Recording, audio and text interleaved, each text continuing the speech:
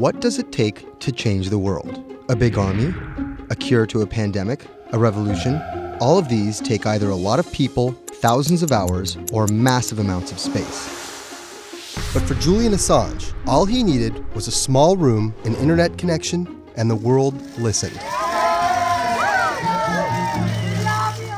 After almost 7 years of self-imposed captivity, Assange finally wore out his welcome as a guest at the Ecuadorian embassy. He is now being detained at Her Majesty's Prison Belmarsh in East London, where it's safe to assume he doesn't have a laptop. But during his long stay at the Ecuadorian embassy, he posted government secrets, classified documents, and leaked emails of some of the world's most powerful people. And in doing so, has been labeled a hero, a villain, a nihilist, and everything in between. I think the first taste of what would come later was the hacking that he did as a young programmer, and that really sort of foreshadowed a healthy skepticism of the use and abuse of technology by governments. That's Vernon Silver. I'm a reporter for Bloomberg's investigations team. Assange's youth as a hacker laid the foundation for him to start WikiLeaks in 2006. In 2010, one of his sources named Bradley Manning, now known as Chelsea Manning, provided Assange and WikiLeaks with hundreds of thousands of leaked government documents. WikiLeaks quietly began releasing the documents in February of 2010, then made big headlines in April by posting what is now known as the collateral murder video. Come on, fire! It was a vivid, graphic video. It changed the debate on the Iraq War, and importantly, it put WikiLeaks on the map when they put it online, and they couldn't be ignored at that point.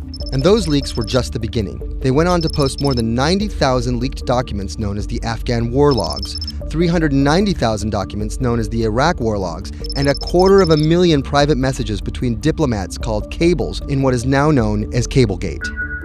These leaks were met with very real ethical questions. The problem with publishing those cables was that a number of confidential sources for U.S. diplomats who faced real danger when their names were exposed. Then Secretary of State Hillary Clinton drove the point home that every country, including the United States, must be able to have candid conversations about the people and nations with whom they deal.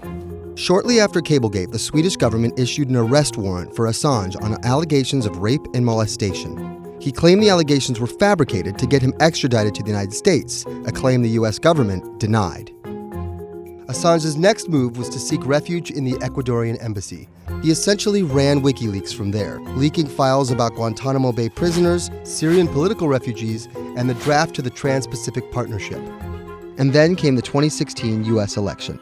Thousands of leaked emails showed Democratic Party officials possibly plotting against Bernie Sanders in his race against Hillary Clinton. Over the course of 68 days, WikiLeaks released 20,000 confidential Democratic National Committee emails. In terms of the presidential race, if you look right here, when Assange released the first batch of emails, Trump actually takes his first lead against Clinton. I think we've had enough of the Clintons, in all fairness. Don't you think? Once WikiLeaks started exposing secrets of the Democratic Party, Julian Assange became a hero to many on the right. Public opinion kind of flip-flopped. WikiLeaks. When the Mueller report was released, it did confirm that Donald Trump Jr. was in direct Twitter contact with WikiLeaks, in which they alerted the Trump campaign of the release of impending hacked emails. I know nothing about WikiLeaks. It's not my thing. From those emails, we learned that Hillary Clinton's campaign manager makes risotto, and also how the DNC squashed Bernie Sanders' campaign. While a U.S. indictment says Russian agents stole the emails, Assange has always insisted that WikiLeaks did not get them from Russia. Our source is not the Russian government, and it is not a state party. After almost 7 years in captivity with his cat, reports of disturbing behavior resulted in his expulsion.